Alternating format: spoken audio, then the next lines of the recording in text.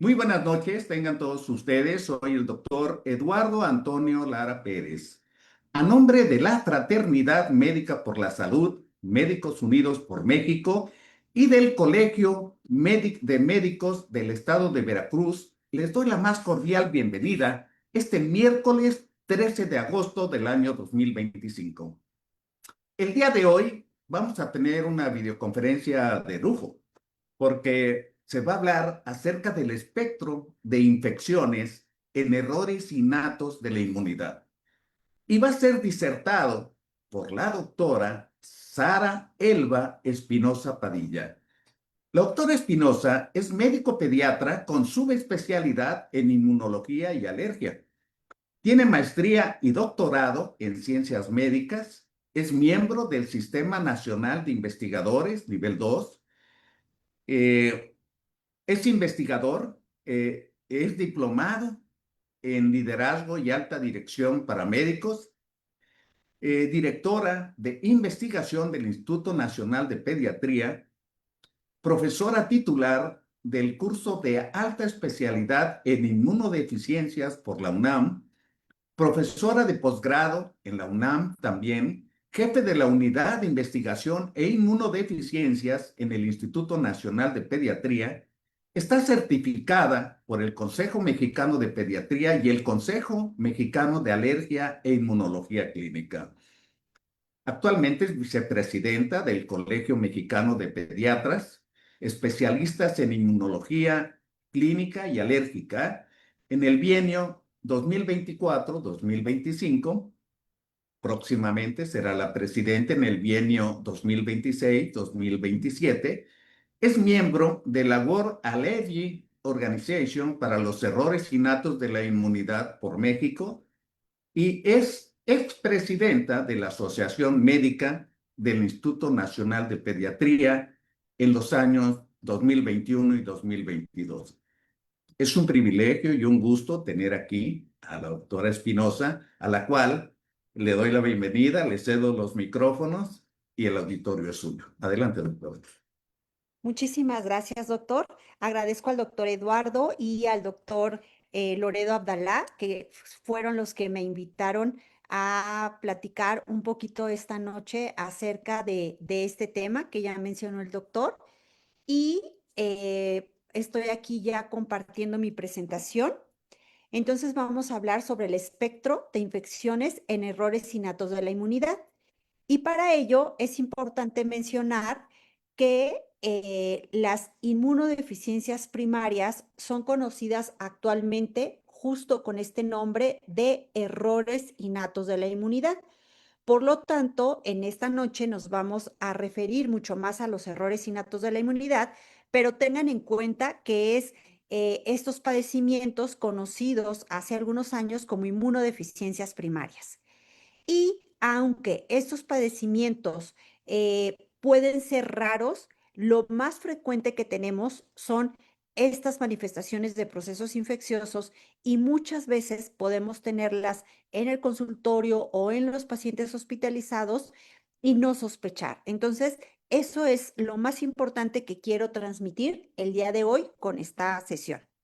Estos padecimientos son ocasionados por variantes patogénicas en genes del sistema inmunológico.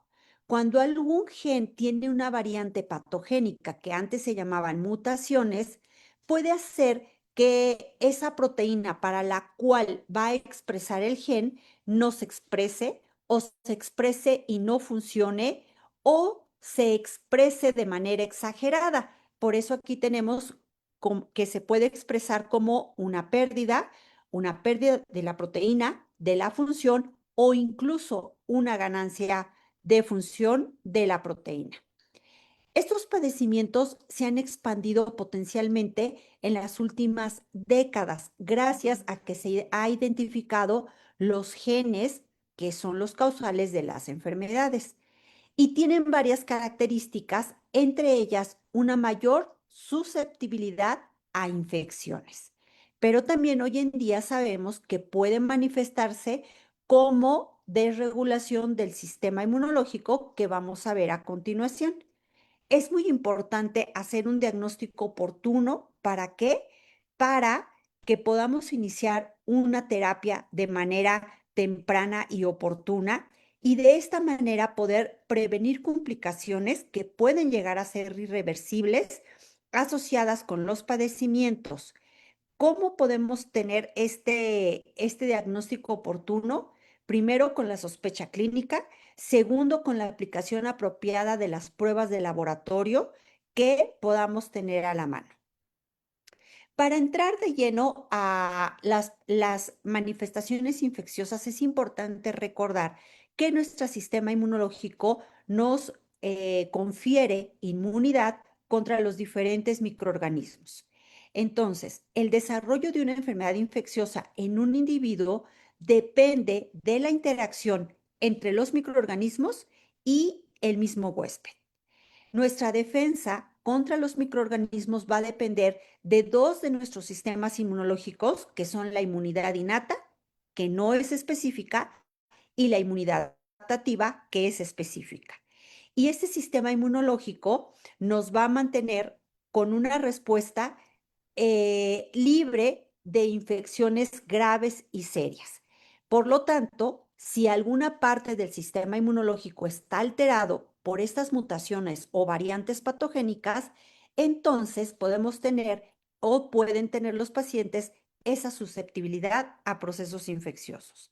Dentro de los antecedentes de importancia que siempre tenemos o debemos de tener en cuenta con estos pacientes es si hay o no la presencia de consanguinidad, si hay o no el antecedente de muertes tempranas en la familia, casi siempre por procesos infecciosos, el antecedente de infección o de autoinmunidad en algún miembro de la familia que inclusive puede estar presente, es decir, que esté vivo, y si los otros miembros de la familia que han fallecido o que tengan infecciones de autoinmunidad son del sexo masculino o femenino para pensar en el tipo de herencia.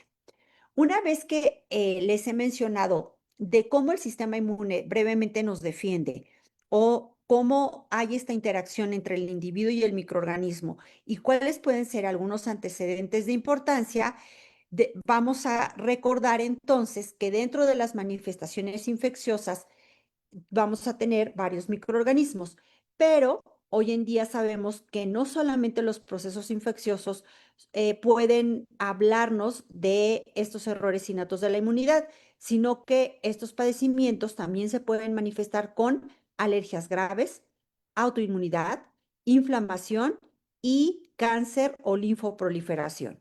Entonces es muy importante tomar en cuenta el rubro o el espectro de manifestaciones en estos padecimientos. Hablando de las manifestaciones infecciosas, vean ustedes cómo podemos tenerlas en niños y en adultos. En los niños, cualquier parte de la anatomía de un niño puede estar afectada, desde la piel hasta cerebro, nariz y senos paranasales, oídos, pulmón, uñas, sistema gastrointestinal, huesos, sangre. Y recuerden que también tenemos otras manifestaciones no infecciosas que ya habíamos mencionado, como alergia, autoinmunidad, etcétera, que se pueden manifestar también en esta amplia gama de la anatomía de un niño. Y en un adulto, porque estos padecimientos en ocasiones pueden debutar en un adulto joven o en la transición entre adolescente y adulto, pues también vamos a tener manifestaciones infecciosas y no infecciosas que pueden abarcar cualquier lugar de la anatomía de un individuo. Dentro de estas manifestaciones infecciosas es importante sospechar cuando un paciente tiene algunas de las características que vamos a ir mencionando durante la charla para evitar complicaciones, para evitar poner en peligro la vida de ese individuo, porque además, si no lo sospechamos, las infecciones pueden ocasionar múltiples hospitalizaciones, estancias prolongadas y el dar medicamentos múltiples antes de tener un diagnóstico oportuno y quizá un tratamiento que evite estos procesos infecciosos. Entonces, por todo ello, es muy importante tener en cuenta todo lo que vamos a revisar el día de hoy. En cuanto a las infecciones, tenemos que hacer una historia detallada de los procesos, es decir, en qué sitio han ocurrido los procesos infecciosos, con qué frecuencia, si ha habido algún aislamiento del microorganismo y qué tratamientos han tenido nuestros pacientes sobre esos procesos infecciosos. Ahora bien, esta es una parte muy importante. Las infecciones pueden ser que involucren a un rango amplio, a un rango grande o amplio de patógenos, o bien a un reducido rango de patógenos, como ustedes pueden ver aquí. Y vamos a hablar un poco del primer caso, es decir, cuando tenemos un amplio rango de patógenos en estos padecimientos. Entonces, como ustedes pueden observar en esta diapositiva, ese amplio rango de patógenos incluye que el individuo se esté infectando con bacterias que pueden ser intra o extracelulares, con virus, con hongos e inclusive con microorganismos de baja patogenicidad. Es decir, nuestro paciente puede tener en algún momento una infección con una bacteria extracelular, en otro momento con una bacteria extracelular, quizá otro proceso infeccioso con virus.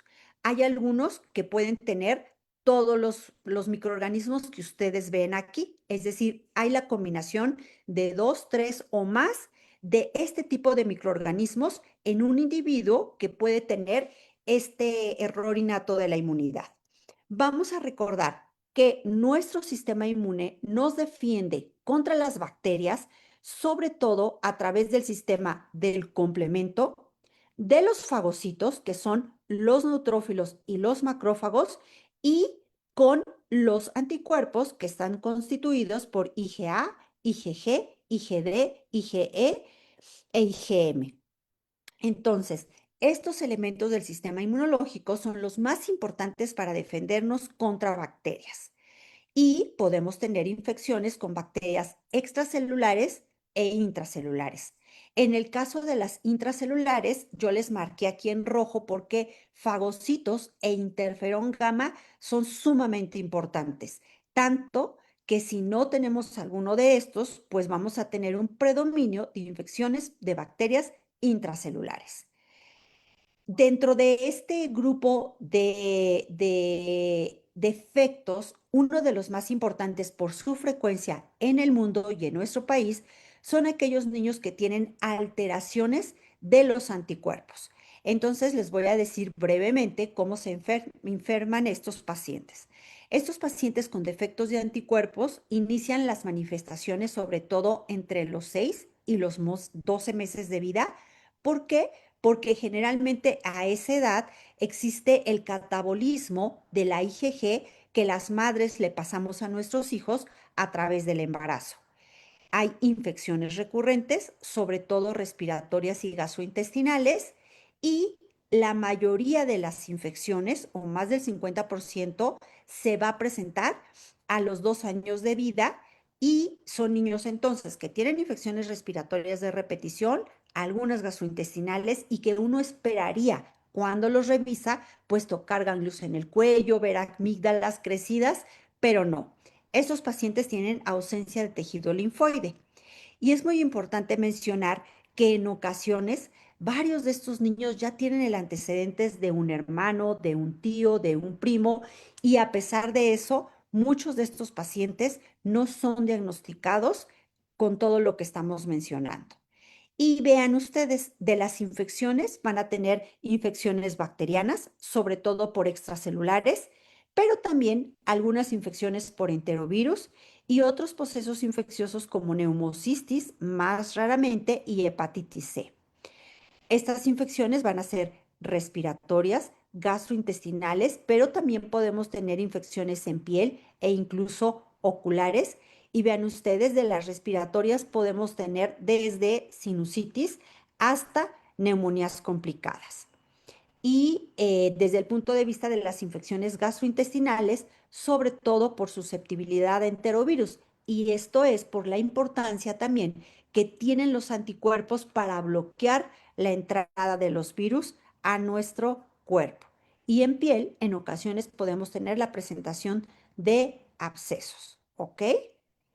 De estos procesos infecciosos sinopulmonares, pues vamos a tener neumonía, sinusitis, otitis y bronquitis. Y dentro de los microorganismos, los más importantes, pues van a ser las bacterias, Haemophilus influenza, Streptococcus pneumoniae, estafilococos, incluso en ocasiones Klebsiella y Moraxella, pero las bacterias son las predominantes de los procesos infecciosos.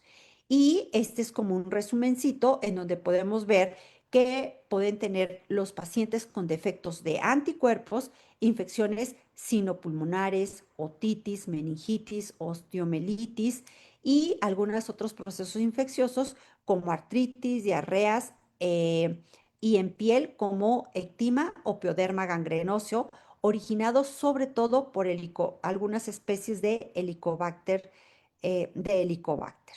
Muy bien, una vez que revisamos cómo nuestro sistema inmune nos defiende contra las bacterias, vamos a ver qué parte de nuestro sistema inmune nos defiende de virus.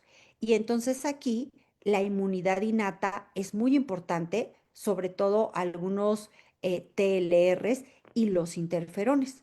Los interferones de tipo 1 como el interferón alfa y beta y también el interferón lambda, que es de tipo 3, son sumamente importantes para defendernos contra virus y esto lo aprendimos de manera eh,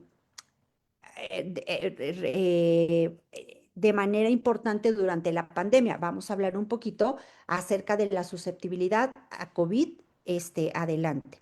Los anticuerpos son muy importantes también para defendernos contra virus porque ya decíamos que pueden bloquear la entrada de los virus a al cuerpo. Es decir, si nosotros tenemos anticuerpos en vías respiratorias y en tubo gastrointestinal, entonces la otra parte de nuestro sistema inmunológico no se tiene que echar a andar porque los virus son bloqueados y no entran a nuestro organismo.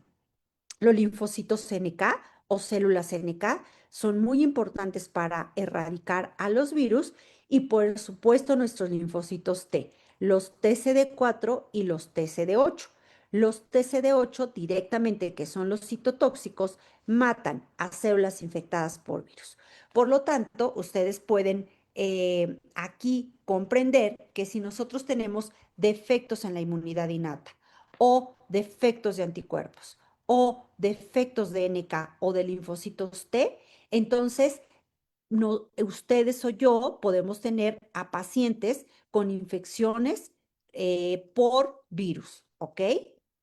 ¿Quién nos defiende contra los hongos? También la inmunidad innata. Una parte importante de la inmunidad innata, sobre todo, por ejemplo, alteraciones en células dendríticas o en algunos TLRs, defectos de anticuerpos, defectos de fagocitos, ya sean macrófagos, en neutrófilos o en ambos, alteraciones en la vía del interferón gamma y alteraciones en los linfocitos T, sobre todo la vía de TH17 puede dar una predisposición a que los pacientes tengan infecciones de repetición o pocas, pero muy graves, por hongos. Muy bien, entonces, una vez que nosotros revisamos cuáles constituyen estos patógenos cuando hablamos de un espectro amplio de procesos infecciosos, ya vimos que pueden ser bacterias intra o extra, virus, hongos o microorganismos de baja patogenicidad. Y también repasamos un poquito qué parte de nuestro sistema inmunológico nos debería defender contra estos microorganismos. Y entonces, alguien que tiene un paciente con infecciones de repetición en oídos, en faringe, en setos paranasales, en pulmón, como por neumonías, en piel, en sistema nervioso o una combinación de estas infecciones con diferentes aislamientos de microorganismos, estamos pensando que tenemos algunos de estos defectos que constituyen varios patógenos involucrados en la vía. Pero algo que es muy interesante, porque esto es más generalizado el conocimiento. Algo que también es muy importante son este otro grupo de defectos del sistema inmunológico conocidos como errores innatos de la inmunidad, en donde puede solamente un microorganismo ser el responsable de infecciones en individuos. Y aquí podemos hablar de que sobre todo un virus como virus de la influenza, herpes simple, Epstein-Barr virus, varicela, hepatitis A, virus del papiloma humano e inclusive SARS-CoV-2. Es decir, hay individuos que nunca tuvieron procesos infecciosos como los que les mencionó anteriormente, por bacterias o por hongos o por microorganismos de baja patogenicidad como neumocistis, sino que eran individuos aparentemente sanos que de repente hacen una influenza grave y fallecen. O hacen un SARS-CoV-2 grave y fallecen. Entonces, algunos de estos individuos hoy en día sabemos que tienen una alteración en una molécula o proteína de su sistema inmunológico que les confiere esta susceptibilidad. Y vean ustedes, aquí les muestro eh, esta tabla en donde ustedes pueden ver el virus responsable que puede afectar piel y mucosas, sistema nervioso central, pulmón u otra parte del organismo con susceptibilidad por virus como papiloma, herpes simple, Epstein-Barr, rinovirus, y vean ustedes en azul los genes que se han descrito para cada uno de estos virus que nos pueden dar este tipo de infecciones clínicas. Y vamos a hablar un poquito detallado de algunos de ellos. En este contexto, también es importante mencionarles que inclusive la infección diseminada después de la aplicación de vacunas con microorganismos vivos atenuados puede ser responsable de estos padecimientos. Hoy en día, estos defectos que ustedes ven aquí, que es defectos en los interferones de tipo 1, deficiencias completas de STAT1 o de los receptores de interferón tipo 1, tipo 2, y una molécula conocida como IRF9, todas estas pueden darnos una infección diseminada en individuos que tengan una variante patogénica en estos genes después de una vacuna con un microorganismo vivo atenuado. ¿Y cuáles son las vacunas que tenemos con estos microorganismos vivos atenuados? Pues sobre todo la triple viral de sarampión, rubiola y parotiditis, la vacuna de varicela, eh, la vacuna que salió en algún momento contra herpes zóster atenuada, la vacuna de polio oral, que prácticamente ya no se utiliza, y la vacuna de fiebre amarilla, que se utiliza en algunos países de Latinoamérica. Entonces, estas vacunas que tienen microorganismos vivos atenuados en un individuo que tiene alguna variante patológica como las que mencioné anteriormente, puede dar una enfermedad por el virus que se está aplicando. Y aquí les quiero mostrar un artículo del 2023 en donde justo habla de un nuevo gen que se encuentra y que causa estas enfermedades inflamatorias virales secundarias a la aplicación de vacuna. Y estamos hablando de un factor de transcripción que es STAT2. Entonces, si ustedes pueden ver aquí en la diapositiva, en el esquema, lo hace un poquito más digerible. Entonces, vean ustedes. Tenemos la célula y en esta célula tenemos receptores para los interferones de tipo 1, que es alfa y beta, o interferones de tipo 3, que es el interferón lambda. Y vean ustedes cómo los interferones señalizan a través de la célula hasta llegar al núcleo. Para señalizar requieren, pues primero que haya interferón. Segundo, que haya receptor para el interferón. Y estos receptores tienen dos cadenas, la 1 y la 2. Después que haya estas moléculas TIC1, JAK1 y luego los factores de transcripción que son STAT1 y STAT2 para que entren al núcleo. Entonces, y aquí actúa además IRF9, vean que está aquí en verdecito. Entonces, y si yo paso la diapositiva anterior, aquí les decía que estos genes interferones de tipo 1, STAT1, el receptor 1 y 2 de los interferones y también IRF9. Entonces aquí ya se hace más visible. Vean ustedes, los interferones, los receptores para el interferón, STAT1 e IRF9. Una variante en algunas de estas moléculas me da esos procesos infecciosos por vacunas de microorganismos atenuados. Y en el 2023, además, publicaron también un defecto en STAT2 como responsable de estos pacientes. Aquí, vean ustedes, publicaron 23 pacientes con la deficiencia de STAT2 con una variante de pérdida de función. Y las manifestaciones clínicas fueron reacciones adversas graves a las vacunas virales atenuadas que se habían aplicado a estos individuos y habían hecho desde una neumonía por influenza crítica, 6 pacientes tuvieron, también pacientes por COVID grave y encefalitis por herpes simple. 8 pacientes fallecieron y la causa del fallecimiento fue una encefalitis, hepatitis fulminante o insuficiencia cardíaca y 15 de los 23 seguían vivos con edades entre 5 y 40 años.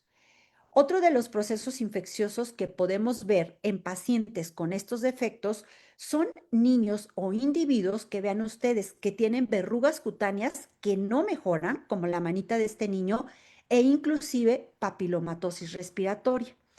Entonces, las verrugas cutáneas se desarrollan en epitelios escamosos estratificados, por eso los vemos en este tipo de tejidos, pero pueden progresar además a cáncer. Son desencadenados pues, por el virus del papiloma, que es un virus de DNA de doble cadena. Y ustedes pueden ver aquí en el extremo inferior que se muestran tres células importantes para erradicar al VPH: el queratinocito, la célula T y la célula presentadora de antígeno o célula dendrítica.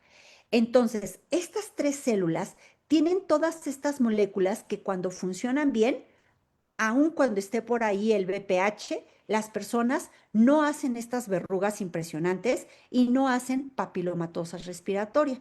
Cuando alguna de estas moléculas está afectada, entonces tenemos individuos con esta susceptibilidad a verrugas. Y estoy hablando de individuos que no tienen otras infecciones, es decir, no tienen neumocistis, no tienen infecciones respiratorias de oído, garganta, solamente tienen el problema para erradicar el VPH con verrugas cutáneas, verrugas genitales o papilomatosis respiratorias. También otro grupo de individuos puede tener infecciones por herpes simple como encefalitis viral. Nosotros en pediatría no estamos, no es tan común que veamos niños con encefalitis viral por herpes simple, pero de repente podemos por ahí, sobre todo en las instituciones, tener algunos. Entonces, este virus afecta a la mayoría de las personas de forma silenciosa o benigna. Eh, Hay brotes ocasionales por reactivación de herpes por la reactivación de reservorios latentes en ganglios del trigémino, por ejemplo, pero el virus puede alcanzar el prosencéfalo a través del bulbo olfatorio o del tronco encefálico del nervio trigémico y causar una encefalitis. ¿Pero en quién? En individuos que tengan variantes patogénicas en moléculas que les estoy señalando aquí con las flechitas azules. Entonces, TLR3, UNC, TRIF, TRAF3 y también IRF3. Entonces, individuos que tienen alteraciones en estas moléculas pueden dar casos de encefalitis viral. Por lo tanto, si alguno de los médicos que está escuchando esta charla en algún momento tuviera a un paciente con una encefalitis viral en donde por alguna metodología se haya eh, documentado que esa encefalitis es por herpes simple, deberíamos de descartar que algunas de estas moléculas estuvieran implicadas por alguna variante en el sistema inmunológico. ¿Qué pasa en el caso de otros procesos infecciosos de virus? Bueno, En los casos de neumonías graves o infecciones graves complicadas de influenza, podemos tener también defectos del sistema inmunológico. Este es un caso aislado que les quiero comentar. Es una niña que tenía episodios de bronquiolitis desde los 18 meses de vida, pero cada cuadro de bronquiolitis requería un internamiento. A los 2 años y medio tuvo una neumonía que progresó rápidamente a dificultad respiratoria y tuvo un aislamiento positivo para influenza A H1N1. Se le dio tratamiento con su antiviral específico, con oxígeno, pero tuvo que recibir ventilación mecánica porque tuvo dificultad respiratoria progresiva y a esta niña se le realizó un análisis de exoma y también a los papás. Y encontraron mutaciones heterocigotas compuestas en un gen conocido como IRF7, ¿ok? Y entonces, ahorita vamos a regresar a este caso de IRF7.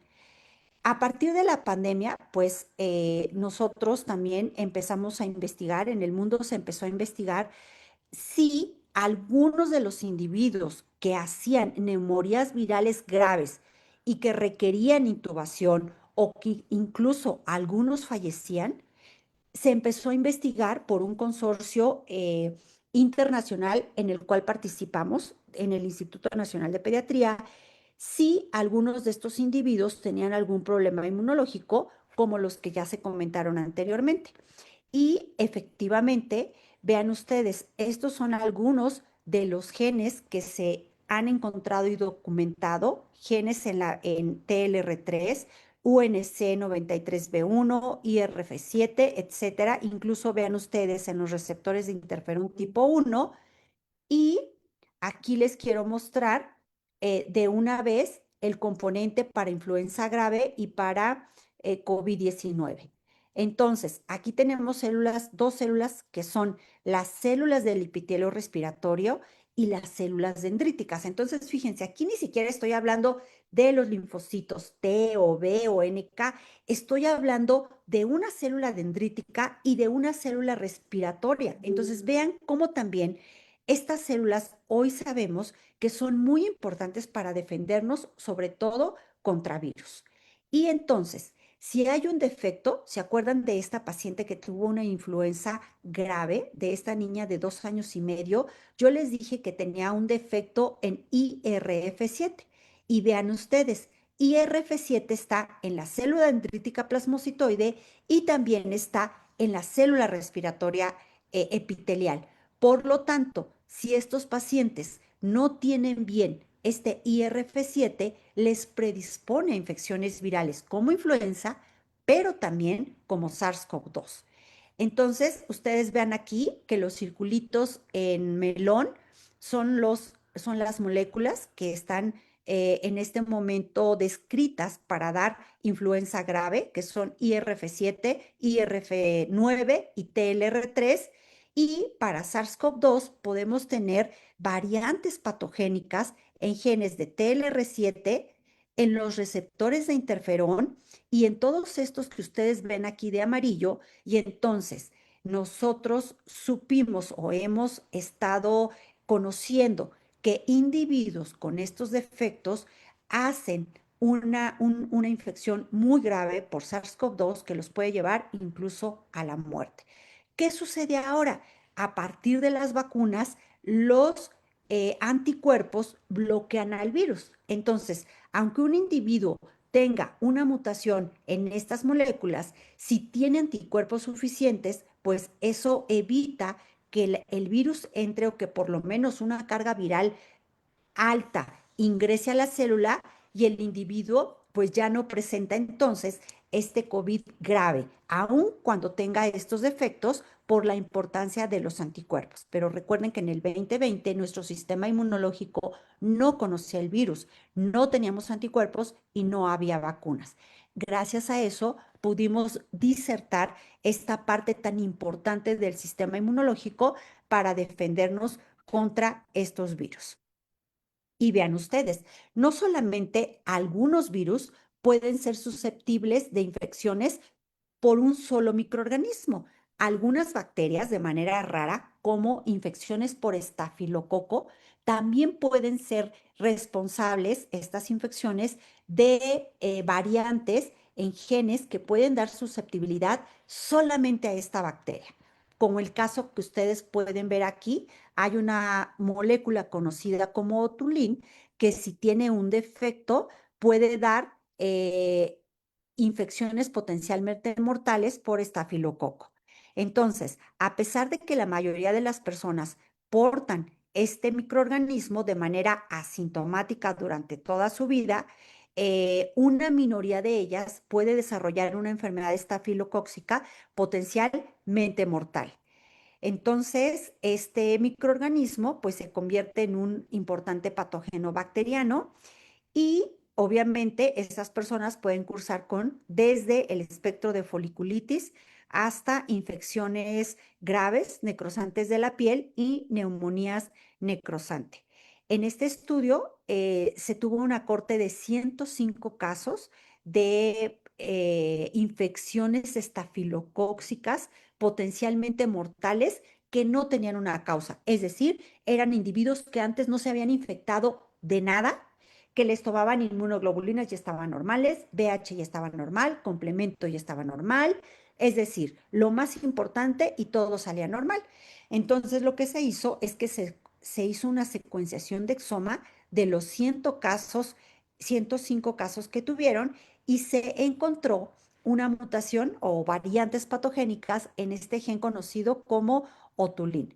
Para ello, ellos hicieron una serie de secuenciaciones, incluso repitieron el análisis en no, aquí está, en 2.504 individuos del proyecto Genoma 1000 para saber que de manera normal, por decir así entre comillas, es decir, que en la población en general no se encuentran esas variantes patogénicas y esto dio un enriquecimiento todavía mayor que indicaba que se encontraban variantes muy raras de esos genes en estos individuos que tenían enfermedad estafilocóxica grave. Ahora bien, hay otros defectos del sistema inmunológico en donde los individuos pueden tener infecciones por estafilococos y quizá por otras bacterias, como defectos de TLR, defectos del FNKB y defectos de STAT3 o de interleucina 6. Pero los pacientes con defectos de otulín hasta el momento, sobre todo, tienen nada más infecciones importantes y graves por estafilococo aureus. Entonces, vean ustedes cómo algunas infecciones virales pueden solamente tenerse esa susceptibilidad. También algunas infecciones bacterianas, como el caso que describimos del estafilococo. Y quiero terminar diciéndoles que un grupo de individuos con susceptibilidad a micobacterias también pueden ser individuos con estos errores innatos de la inmunidad. Entonces, la susceptibilidad a micobacterias de manera mendeliana puede estar afectada por estos padecimientos. Son síndromes poco comunes de manera aislada, pero que cuando uno los engloba pueden ser más comunes de lo que piensan. Se caracterizan porque tienen vulnerabilidad a diferentes especies de micobacterias de baja virulencia, incluyendo la cepa de BCG y micobacterias ambientales. Vean ustedes, hay todos estos genes que ustedes ven aquí son la mayoría, pero me faltó ponerles los descritos en los últimos 2 años, pero genes todos estos genes pueden dar esta susceptibilidad a que un individuo tenga infecciones por micobacterias. Algunos de ellos no solo se infectan por micobacterias, sino por otras bacterias intracelulares como salmonela y algunos además pueden tener infecciones por hongos. Entonces puede ser la micobacteria con salmonela, la micobacteria con hongo o micobacteria, salmonela y hongo, pero no más, ¿ok?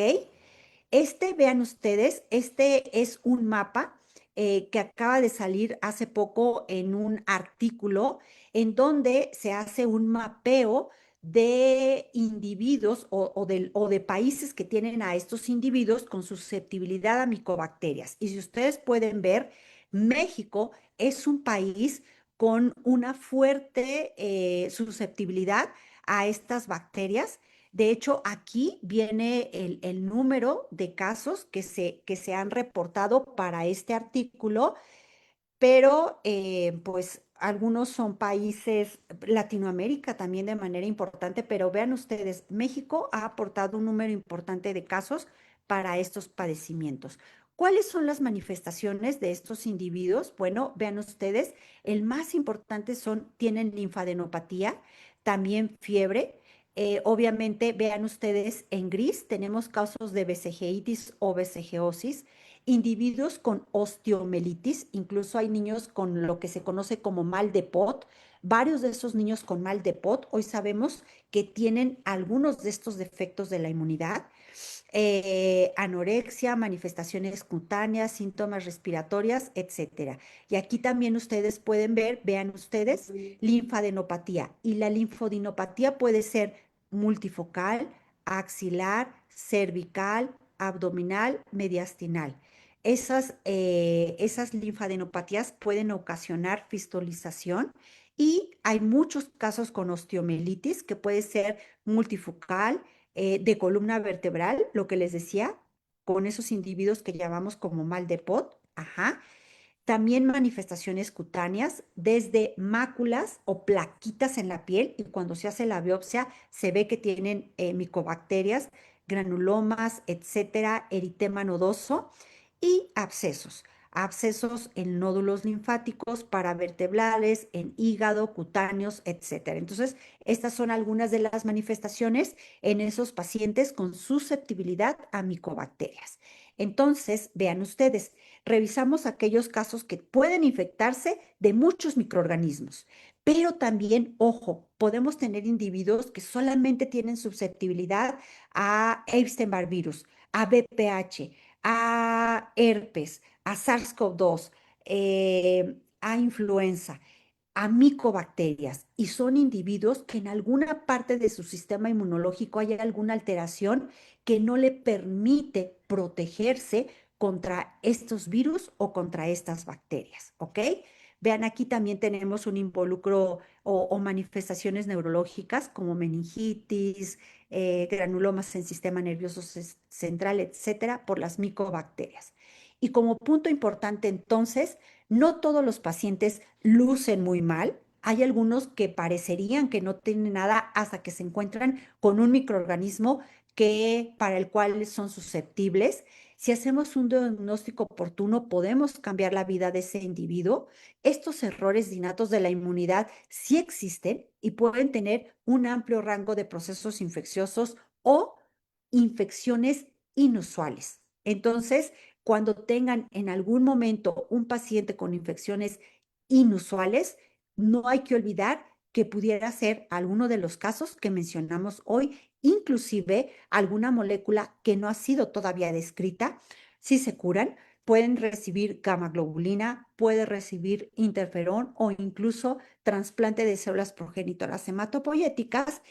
Y este es una parte del equipo de mi laboratorio. Este es mi correo electrónico y este es mi celular. Cualquiera de ustedes que esté interesado en participar en algún protocolo porque tenga pacientes con infecciones de alguna de estas características o solamente tenga algún paciente y quiera que ayudemos a hacer el abordaje diagnóstico, con mucho gusto podemos estar con ustedes y apoyarlos. Muchísimas gracias por su tiempo. Muchísimas gracias, doctor, por la oportunidad de estar esta noche con ustedes. Muy amable, doctora Espinosa. A ver, déjeme poner aquí esto para vernos un poquito mejor. Permítame un momento. Porque Claro. ha sido una conferencia por demás completa e interesante, porque yo quiero centrarme en un punto, en la tasa tan de riesgo de México con la BCG. Y siendo un país México que aplica BCG desde el nacimiento, ¿no? Prácticamente, me deja un poco inquieto porque hay experiencias en otros países, en revisiones, y pues es posiblemente sea una de las causas de muerte de niños de menores de 6 meses. Y lo digo esto porque, aunque hemos aprendido mucho a partir del COVID y la deficiencia de algunos suplementos o minerales y el diferente comportamiento inmunológico en pacientes con algunos factores de riesgo, en el caso de los niños, pues resulta un poco difícil que un recién nacido que le van a aplicar la BCG, ya sea al nacimiento o en las primeras semanas, se aplica de manera compulsiva sin siquiera haber hecho una historia clínica, si tenía antecedentes de muertes en hermanos de manera frecuente o si los hermanos padecen infecciones frecuentemente, algo que nos pudiera orientar acerca de la posibilidad de una inmunodeficiencia, un error innato inmunológico. Entonces, ¿cómo? ¿Cómo se sabe en México de las causas de muerte de niños de 1 año de edad posvacunados por BCG? ¿Se tiene alguna tasa, algún porcentaje, alguna revisión mexicana?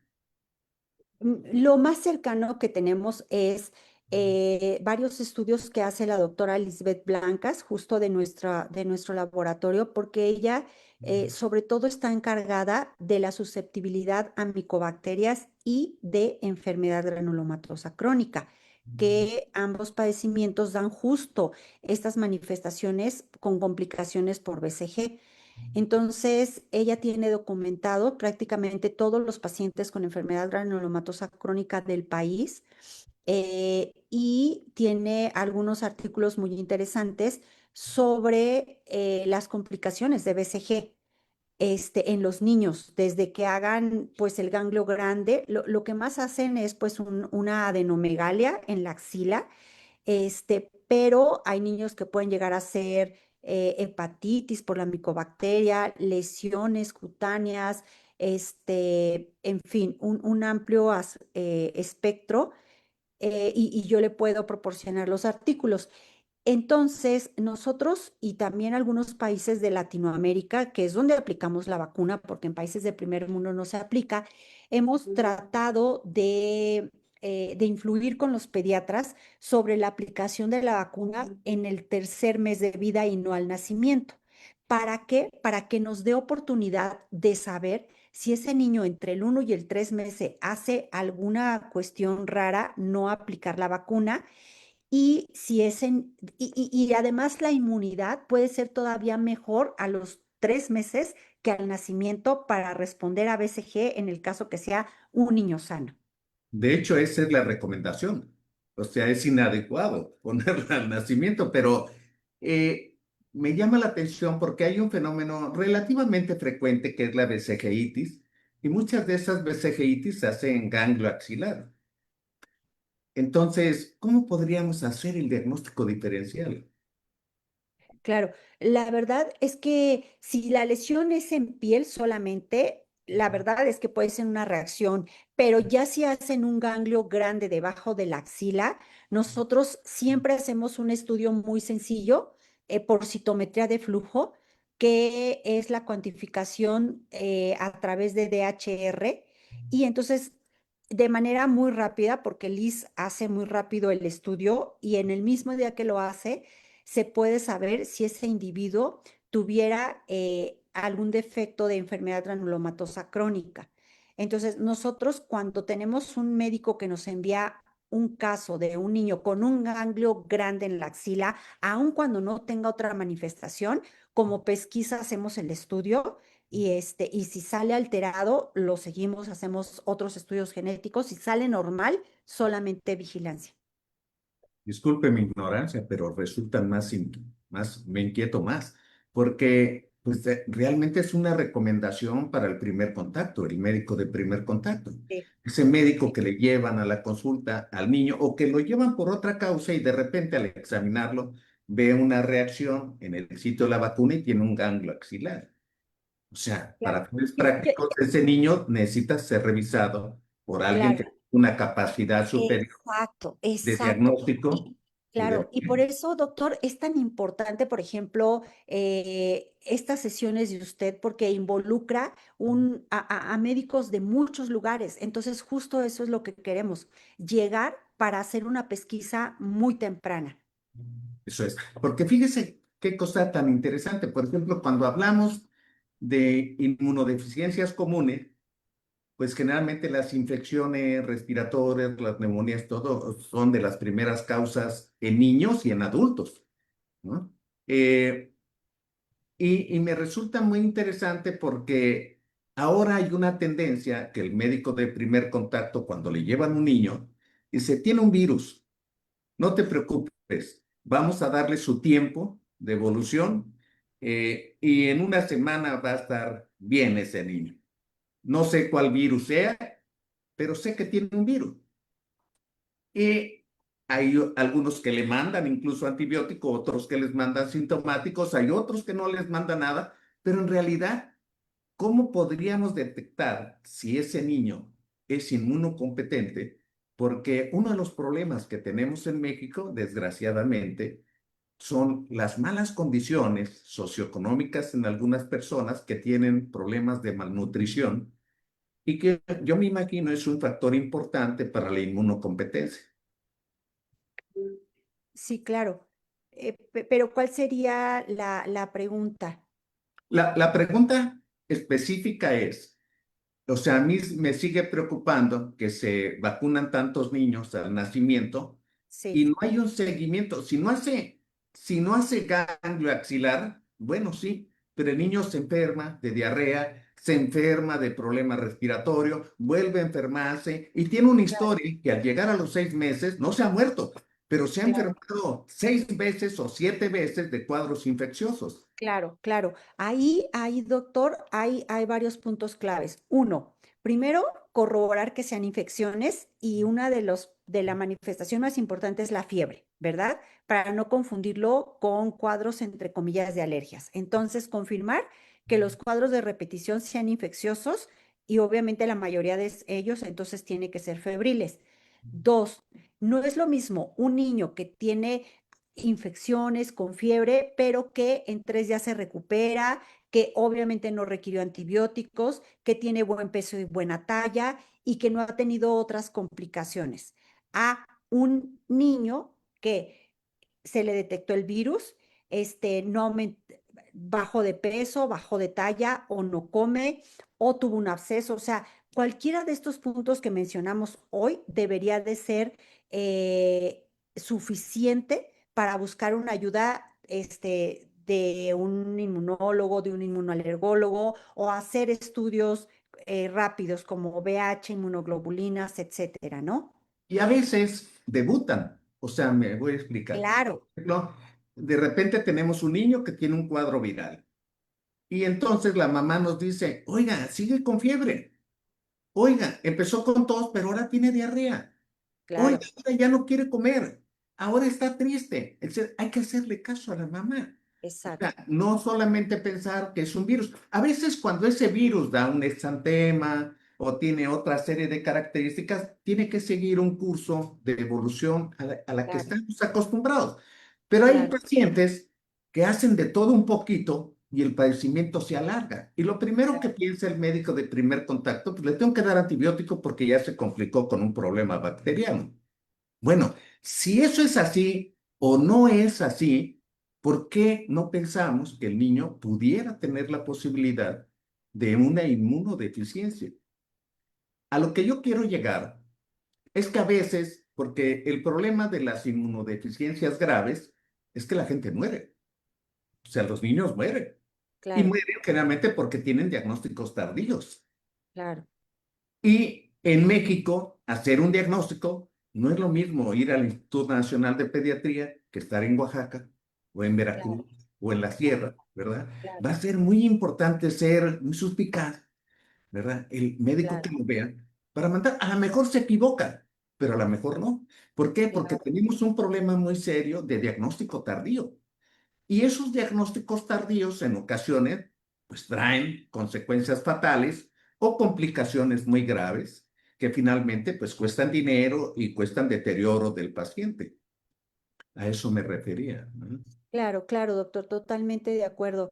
Y bueno, a veces no se puede hablar mucho en una sola sesión, pero como usted refiere, o sea, la mayoría de nuestros niños llegan con un retraso en el diagnóstico de meses o de años. Incluso a veces los vemos en sesiones de patología, ¿verdad? Y es un niño que estuvo con 3 médicos, 4 médicos, 5 médicos, 6 médicos, y hasta el final, cuando ya era muy grave, pues llegó al instituto, ¿no? Entonces, justo todos estos signos de alarma y hablando de los procesos infecciosos, o sea, hoy revisamos un poquito sobre un niño que puede tener infecciones por varios microorganismos, pero también uno que por un solo microorganismo en algún momento de su vida le puede condicionar incluso la muerte, ¿no? Como estos casos fatales de influenza, o ya no mencioné, pero niños también con casos de, de neumonías por neumococo. O sea, niños que ya fueron vacunados y hacen una neumonía grave por neumococo, seguro tienen un problema del sistema inmunológico. O neumocistis carini, que no es solamente para Claro, los claro, pacientes claro, de SIDA, ¿no? claro. Sí, sigue siendo muy interesante, pienso yo, como médico de primer contacto, tercermundista, ¿no? que, que es una maravilla que existan sitios donde se puede hacer el diagnóstico tan rápido, según nos ha referido. Pero ¿cuántos sitios hay en México? México es un país muy grande y es un mosaico. O sea, Claro. no es el mismo México del norte, del sur, del centro, de la costa. ¿Cómo cuántos centros hay o dónde se tiene la capacidad para diagnosticar inmunodeficiencia?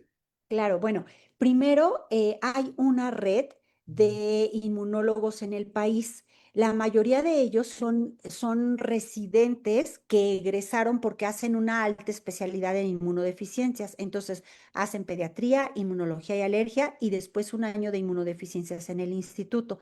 Tenemos hoy en día 31 egresados de esta alta especialidad y algunos se quedan en la Ciudad de México, pero tenemos, de que lo me acuerdo ahorita, tenemos en Mazatlán, en Monterrey, em, este, em, en Ciudad Acuña, en Puebla, en Veracruz, em, mm, de los que recuerdo. Es decir, en varias partes de la República Mexicana tenemos ya a gente capacitada para sospechar y para diagnosticar, a lo mejor no a un nivel tan elevado, pero muchos de ellos ya incluso hacen paneles genéticos, ¿no? En Morelia tenemos a la doctora Eunice. Entonces, hay una fundación que es la Fundación Mexicana para Niños y Niñas con Inmunodeficiencias Primarias, que tiene una página en internet. A través de la fundación, cualquier médico puede buscar a un inmunólogo en alguna parte de la República Mexicana. Entonces, la primera opción es, tengo un paciente, a lo mejor busco un inmunólogo que esté en mi ciudad o en mi estado y le platico o le refiero, ¿no? Y entonces, entre ellos, hacen todo hasta donde puedan llegar. Y ya cuando requieren algo más complejo, o incluso si no tienen a alguien en su localidad o en su estado, directamente pueden mandar un correo a mi correo si quieren o hablar al Instituto Nacional de Pediatría, pero a nuestro laboratorio porque no necesitamos ingresar al paciente, no necesitamos abrir expediente, es decir, de manera directa podemos pedir la muestra, llega la muestra, hacemos los estudios con el resumen que nos mandan y nosotros regresamos los resultados al médico que está interesado. O sea, es un paciente ambulatorio, o sea, Sí, totalmente accesible para sí, llegar a un sitio para hacer el exacto, diagnóstico. exacto, exacto. Y bueno, yo quiero comentar desde mi punto de vista, por supuesto, tengo muchas limitaciones y me atrevo a decirlo simplemente porque pues tengo 50 años de médico y me doy cuenta que primero, eh, me pongo en la posición del médico en las circunstancias más negativas. Claro, claro, El médico que no tiene prácticamente nada para trabajar, que la población está muy desprotegida desde todos los puntos de vista. Entonces, yo digo, bueno, primero, ¿cuáles serían las recomendaciones muy básicas que he aprendido gracias al doctor Espinosa, ¿no? Que yo podría decirle a ese médico, diría, primero, si tienes oportunidad, no le pongan la BCG cuando nazca, por favor. claro, Segundo, hagan una buena historia clínica y pregunten qué ha pasado en las familias. Del claro, papá, de la mamá, cuál es la condición de los padres y si tienen hermanos o otros hijos, esa familia, ¿cómo les ha ido? ¿Cómo fue su infancia? Y luego de ahí, pues lo que ha costado mucho trabajo en México. En México tenemos una tendencia más de contención, más de atención y menos de prevención. Entonces, los controles de los niños, como se recomiendan así, de que cada mes y toda esta serie de cosas, pues son verdaderamente la oportunidad de hacer un diagnóstico oportuno o precoz, ¿verdad? De algo que se puede ver y podemos estar equivocados. Es válido, pero hay dos formas de equivocarse. Una, cuando uno exagera y está equivocado y se descarta una inmunodeficiencia, pues no pasa nada. El problema es que puedo estar equivocado y despreciar la posibilidad de la inmunodeficiencia y dejo pasar tiempo muy valioso, ¿no? claro, Porque además, pues estamos en un país de 130 millones de habitantes, que 32 inmunólogos es una cifra muy poquita, y además, pues con situaciones de llegar al sitio donde le van a hacer el diagnóstico, ¿no? Y luego viene la parte terapéutica, la parte de manejo, la parte de control. Entonces yo me quiero quedar, salvo su opinión, que tenemos que ser más clínicos, tenemos que pensar siempre en las inmunodeficiencias y más todavía si hay algo que nos oriente a eso y no tener miedo, no tener temor de equivocarnos. El claro, equivocarse de esta manera a favor del paciente pues, es una bendición. El problema es que nos equivoquemos y no hagamos nada, el paciente tenga una pérdida de tiempo, un diagnóstico tardío o complicaciones o muera.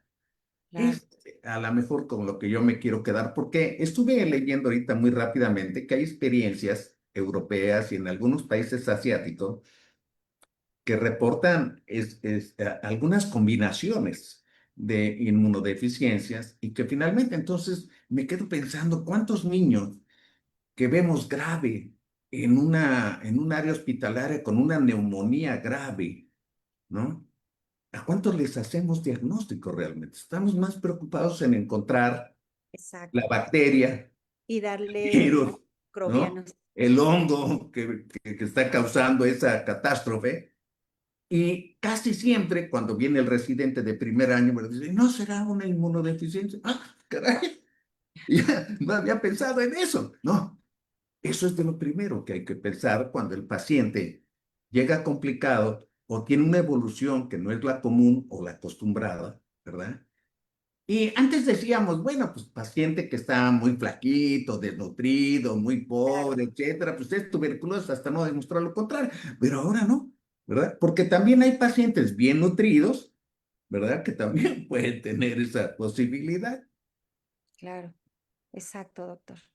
Oiga, ya nos pasamos, pero está tan bueno esto que la vamos a comprometer para otra plática. Claro que sí, con Pero yo muchísimo quiero gusto. pedirle que Claro, nos haga favor de mandar un mensaje antes de que cerremos esta transmisión, para la gente que va a ver este video de su conferencia. claro que sí. Pues primero que nada mencionar que los errores innatos de la inmunidad o inmunodeficiencias primarias pueden ser más frecuentes de lo que pensamos. Segundo, que la sospecha clínica es lo más importante, ajá, sobre todo cuando tenemos pacientes con infecciones de repetición, infecciones graves, infecciones que no mejoran o infecciones inusuales. Y finalmente, que cuando hacemos un diagnóstico oportuno, le cambiamos la vida a estos pacientes. totalmente de acuerdo. Y es que hay pacientes que, como decíamos antiguamente, oye, ¿y ese paciente que estuvo tan grave? No, pues se curó, pero gracias a Dios. O sea, no supimos que tuvo y no sabemos si tiene una inmunodeficiencia, ¿no? Entonces, yo creo que tenemos que situarnos con más abiertos a que ya no podemos dar diagnósticos de opinión, de estarnos acostumbrando a que el paciente se tiene que encajonar a algo que ya está establecido y que todo aquello que hemos visto, y para eso creo que sirve la experiencia, pues como que no suena bien. Hay que hacerle caso también a esa posibilidad y pensar que el paciente pudiera tener una inmunodeficiencia. Yo quiero agradecer a nombre de la Fraternidad Médica por la Salud, Médicos Unidos por México y el Colegio de Médicos del Estado de Veracruz, la excelente conferencia de la doctora Sara Espinosa. Quiero agradecer a los que se conectaron por Zoom, por YouTube, por Facebook. Y este video estará en unos minutos en nuestro canal de YouTube. Muchas gracias, buenas noches y hasta pronto. Gracias, doctor. Buenas noches a todos.